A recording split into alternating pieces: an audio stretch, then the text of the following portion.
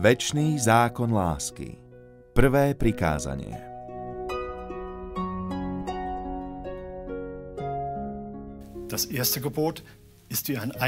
Prvé prikázanie je akoby vstupnou bránou do Božej ríše. Keď rozumieme prvému prikázaniu, odhalí sa nám aj ďalších 9 prikázaní. Prvé prikázanie začína slovami: Ja som Hospodin tvoj Boh. Tu sa Boh Biblie predstavuje ako môj Boh.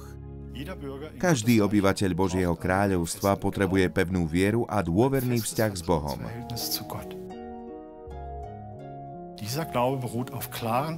Táto viera sa dotýka zreteľných a logických faktov a oplatí sa, aby bola skúmaná. Preto viera je v prvom prikázaní kľúčovým výrazom. Ktorých faktov sa táto viera dotýka? My ľudia si môžeme predstaviť len trojdimenzionálny priestor. Slávny fyzik Albert Einstein svojou teóriou relativity odkryl aj 4. dimenziu. Vo všeobecnosti je ťažké ju pochopiť. Kvôli ohraničeniu myslenia si nemôžeme všetko správne usporiadať. Keď si napríklad chceme predstaviť nekonečno, nakreslíme kruh. Vôbec si nevieme predstaviť nekonečnú cestu v nekonečnom vesmíre. Ak by sme si predsa jej koniec predstavili, alebo by sme tento koniec dokonca našli, vnucuje sa ďalej otázka: a čo sa za týmto koncom nachádza? Nám, ľuďom, jednoducho chýbajú ďalšie dimenzie, aby sme to lepšie pochopili. Kto je orientovaný vedecky a chce sa zaoberať Bibliou, musí ju posudzovať z duchovného hľadiska. Od vedy sa nemôže očakávať, že dokáže každý výrok Biblie. Skúsenosť, že určité výroky sú nedokázateľné, neznamená, že nie sú pravdivé. Podstatné je, že presnosť Biblie bola potvrdená vždy, keď to bolo dokázateľné. Všetky zákony pozná len sám Boh, On, ktorý ich vytvoril a ustanovil. Presne tak, ako aj spôsob ich pôsobenia. To platí pre fyzikálne, chemické a biologické zákony, ale aj pre zákon morálny, 10 prikázaní. Ani Boží anjeli všetko nechápu. Dokonca i mocný a múdry anjel Lucifer, ktorého Boh ustanovil za vládcu nad anjelmi, nevedel, kde povedú jeho úmysly, keď vytvorí vlastnú ríšu bez milostivých 10 prikázaní. Nedokázal posúdiť, ako je ohraničené jeho myslenie. Následky jeho trúfalosti sa ukazujú tu, na našej Zemi. Od doby, keď prevzal moc na tejto planéte, upadla morálne a životné prostredie bolo stále viac zničené. Boh ale dopredu vedel, kam to bude viesť, ak jeho zákony budú znevážené. Keď vysloví zákaz, potom aj vie prečo. Preto obyvateľom svojej ríše prikázal: S dôverou dodržujte moje dokonalé pravidlá. Verte mi. Prvé prikázanie znie: A Boh hovoril všetky tieto slová a riekol: Ja som Hospodin tvoj Boh, ktorý som ťa vyviedol z egyptskej zeme, z domu sluhov. Nebudeš mať iných bohov predo mnou. Toto prikázanie sa skladá z 2 častí. Hlavnú časť tohto prikázania tvorí: Ja som Hospodin tvoj Boh.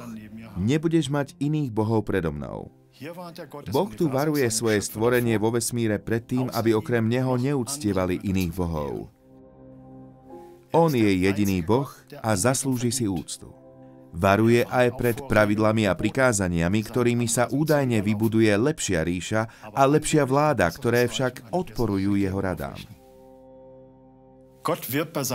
Boh sa uchádza u svojho stvorenia o vieru a dôveru, pretože neexistuje lepší základný zákon, ako je 10 prikázaní.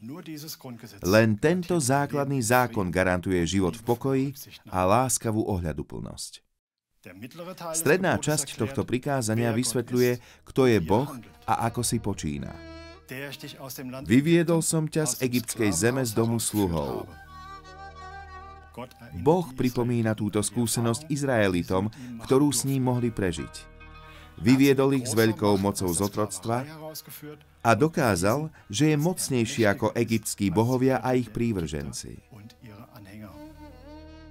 Nikdy nemajú zabudnúť, akí sú títo bohovia bezmocní a ako ich Boh demonstroval svoju oslobodzujúcu moc. Keď mu ostanú verní, Boh zasľúbil, že aj v budúcnosti ich bude podivuhodne viesť. Vystríhal ich pred tým, aby sa znova nenechali zotročiť inými bohmi a na jeho prikázania nezabudli. Len povrchne si všimli, čo hovorí tento dodatok k prvému prikázaniu. Ktorý som ťa vyviedol z egyptskej zeme z otroctva. Táto skúsenosť chýba každému, kto neprežil odchod z Egypta. Avšak prvé prikázanie je staršie ako izraelský ľud a ani v budúcnosti nestratí svoj význam. Napríklad pre Noacha a jeho rodinu prvé prikázanie na tomto mieste mohlo znamenať: ktorý som ťa vyviedol z predpotopného sveta. Pre Eliáša: ktorý som ťa zachránil z rúk Jezábel. Pre Abraháma by tento dodatok k prvému prikázaniu mohol znieť: ktorý som ťa vyviedol z Úr v Chaldejsku, mesta so životným štýlom, ktorý bol proti Božiemu zákonu. Pre Lóta by to znelo: ktorý som ťa vyviedol zo Sodomy, mesta s bezzákonným a nemorálnym spôsobom života, čo spôsobilo jeho záhubu. Aj kráľ Dávid mal veľké skúsenosti s Bohom. Pre neho by to mohlo znamenať: ktorý som ťa zachránil pred Saulom. Pre proroka Daniela: ktorý som ťa ochránil pred tlamami levov. A nakoniec pre Pavla: ktorý som ťa vytrhol zo spojenia s kňazmi, z falošných predstav o Bohu a od zámerov vraždy. Oslobodil ho od zotročenia prevrátených predstav a zo Saula sa stal Pavol, ktorý s radosťou vyznal: lebo zákon ducha života v Kristu Ježišovi ma oslobodil od zákona hriechu a smrti. Boh neustále počas tisícročí podivuhodne viedol ľudí, ktorí verili Božiemu slovu a tak vydali svedectvo o živom Bohu. V Žalme 66, verši 12 je vyznanie: vošli sme do ohňa a do vody a vyviedol si nás do hojnosti.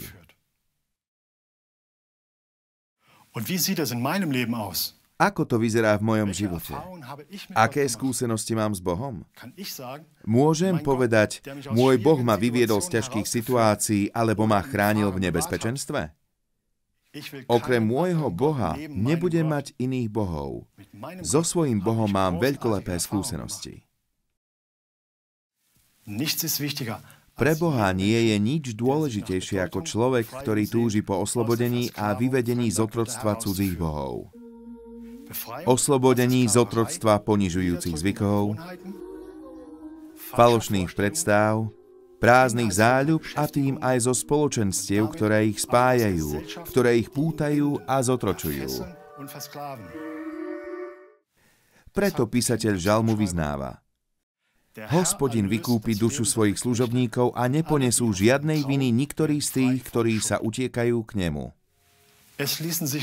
Je mnoho príkladov, ktoré by mohli doplniť prvé prikázanie, pretože odkrývajú Boží charakter. Všetci zachránení ľudia vyznávajú: môj Boh je neobyčajným Bohom. Vyviedol ma z mojich hriechov a chránil v nebezpečenstve. Okrem môjho Boha nebudem mať iných bohov. So svojím Bohom som učinil veľkolepé skúsenosti. Život po vyvedení nie je bez problémov. Môžu prísť dni s bolestivými stratami. Tak, ako kedysi Job poznal, že musí znášať všetky trápenia, ktoré mu nakoniec slúžili k dobrému, takisto aj dnes môžeme mať podobné skúsenosti. Job nikdy, ani v najhoršej životnej situácii, nehľadal iného Boha ako jediného skutočného. V najväčšom nešťastí s plnou dôverou hovoril: Ale ja viem, že môj vykupiteľ žije a posledný sa postaví nad prachom. A keď raz toto všetko rozborí moju kožu, potom zo svojho tela uvidím Boha, ktorého ja uvidím v sebe, a moje oči budú vidieť, a nie cudzí. Jób pevne veril, že jeho Spasiteľ ho z ťažkostí vyvedie. Kto si aj napriek problémom zachová takúto vieru, bude môcť podobne ako Jób povedať: moje oči uvidia Boha. Viera, ktorá plne dôveruje zákonodarcovi a jeho zákonom, ako aj Spasiteľovi, ktorý vyvedie z hriechov a otroctva, zmení vzťah ľudí k Bohu. Každému, kto dôveruje Bohu, už viac neznie prikázanie: nesmieš mať iných bohov okrem mňa. Ale Boh mu teraz hovorí, to je legitímna možnosť prekladu: nebudeš mať iných bohov okrem mňa.